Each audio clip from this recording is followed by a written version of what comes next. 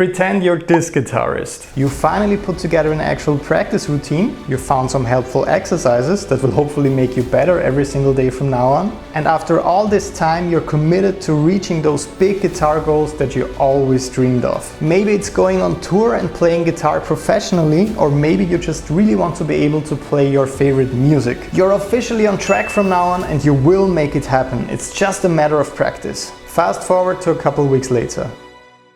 You worked hard every single day, but don't see any real improvement with your playing. And in fact, some things seem even harder to do than before because you became more conscious of your technique mistakes and the gaps in your music theory knowledge. You're slowly starting to dread the whole daily process of practicing and failing and practicing and failing, and you're just not as excited about picking up a guitar as you were when you started out. So you stop practicing for a day, ready to return when you feel less exhausted. But one day becomes 1 week and you're just jamming a couple of random riffs after work here and there, and before you know it, years start passing by and you always feel bad about never reaching your full potential and wonder what might have been if you would have practiced more.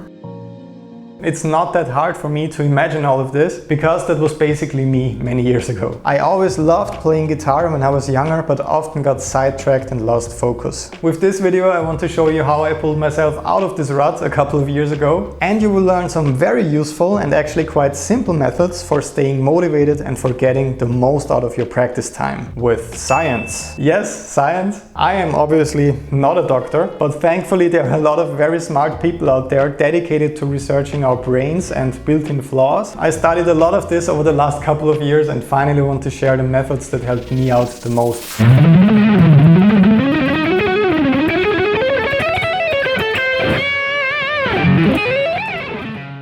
If you're already subscribed and part of our guitar community, you know that I absolutely recommend working with practice plans. But it's a bit more complex than writing down an endless list of things to practice and trying to sit through it every day, absolutely hating the process. My first seemingly obvious tip is keeping things simple. You absolutely don't have to start with 3 hours each day, especially if you never did this on a regular basis before. Just start with 30 to 60 minutes. Actually, even consistent 15-minute sessions can work, because it has been proven that just by the act of starting a productive activity, you will often be motivated to work much longer than you originally planned. You can also simply just add more and more time to your schedule as soon as you get more comfortable with doing this every day. But if you have that scary 3-hour session hanging over your head the entire day when you're just starting out, you might not really look forward to it.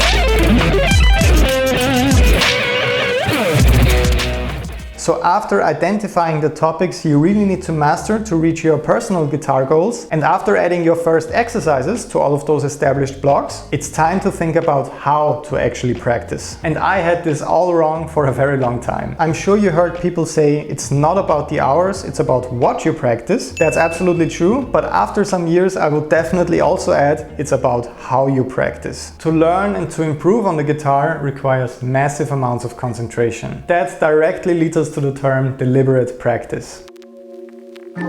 Your attention is focused tightly on a specific skill you're trying to improve. You receive feedback so you can correct your approach to keep your attention exactly where it's most productive. So to sum it up in a simple way, deliberate practice cannot exist alongside distraction. It requires uninterrupted concentration. You might ask yourself at this moment, what has all of this to do with practicing and playing guitar? Well, next time you practice, pay close attention to how easily your mind is wandering as you're working on repetitive tasks. Many of you might also practice while watching TV sometimes. All of these distractions will limit the amount of progress you're making, and you might end up getting the value of a 20-minute session out of a full 1-hour routine. And if you're like me, you have a lot of other things to do and to take care of each day, so you absolutely need to get the most out of your daily time with the instrument. Let's go a bit deeper before we move to the next really helpful strategy.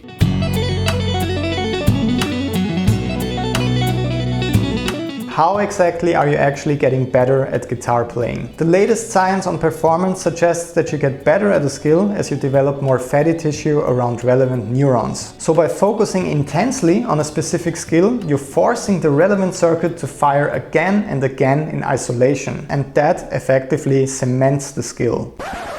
If you're not as much of a nerd about this as I am, please just make sure to focus hard on the task at hand when you're practicing, on your timing, on your technique, on your sound, on all of those tiny details you want to improve. Avoid drifting away mentally, thinking of completely unrelated things, and don't watch Netflix while you're trying to master something really difficult.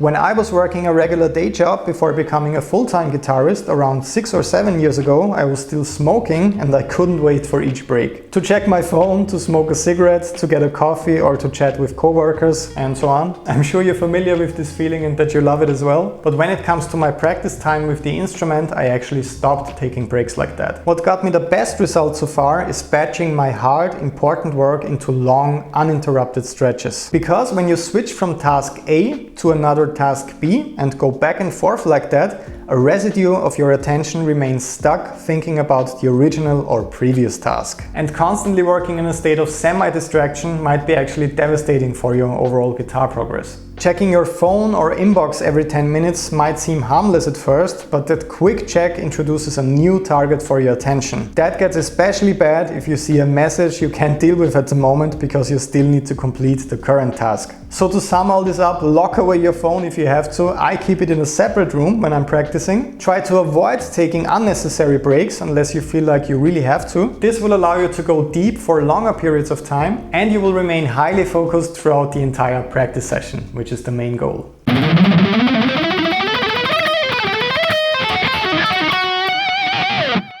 The next strategy might be the most important one so far because it's all about staying motivated in the long run so that you happily return to the next and to the next practice session. Please remember, guitar progress is all about consistency and this should be fun. You should feel excited about picking up a guitar and practicing each day, and there actually are a couple of easy tricks that will result in this happy feeling whenever you start working out. So I made the mistake of structuring my personal practice routine completely wrong before I figured out the most important topics and the actual best sequence of going through them. If you are curious about this and if you would like to get my exact guitar practice routine that I currently recommend to all of my students, you can simply get it on patreon.com/BERNTH along with all the best daily exercises. We built an amazing and positive learning environment over there and you will find all the right exercises for pretty much everything you want to master on the guitar. But to keep it short, it was much easier for me to stay motivated by placing the most fun and musical topics last. I currently end my practice routine with 20 minutes of improvisation. I'm obviously really warmed up at the end of my sessions, and doing something practical as a reward for my technique and theory work does wonders for my motivation. It's actually quite hard for me to put the guitar down after that to start working on my emails, and I honestly can't wait to do it all again the next day. So if you have one block or topic on your practice list that you really enjoy, I'd suggest placing it last to end your routine on a high note and to reward yourself that way. I know it's quite tempting to place it at the beginning to convince yourself to start practicing in the first place, but it's much more important for me to be happy when I'm done, and this makes it easier for me to stay on track and to return to this every single day.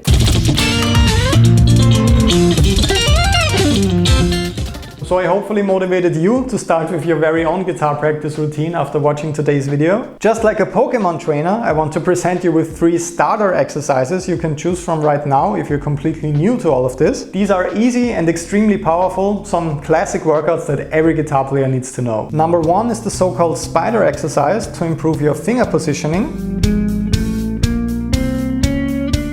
Number 2 is all about alternate picking.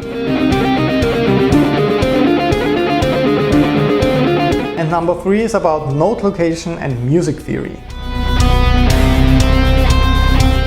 Just pick one of these workouts or all 3 of them to start your personal practice adventure today. You can find the full lessons, the tabs, the guitar profiles and all the additional practice files you need for those exercises on patreon.com/BERNTH, where I'm posting helpful material for every single video that I make for YouTube. Of course, you can also get in touch with me personally over there in case you need some help with figuring out your perfect practice routine. In the end, make sure to like this video in case you're motivated to practice right now. This really helps me out with reaching and hopefully inspiring more players out there. And of course, also make sure to subscribe right now so that you never miss videos like this one again. I've been Bernd, you've been an awesome watcher, and I will hopefully see you in the next video. Bye bye.